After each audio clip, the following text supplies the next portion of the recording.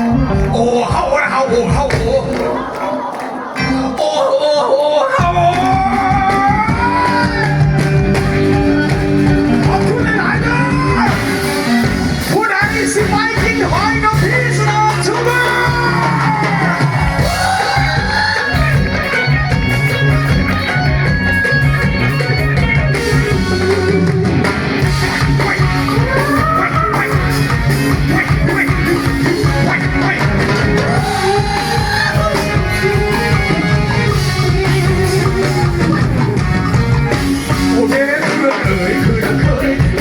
สร้างสรรค์กันจักวางในเวลา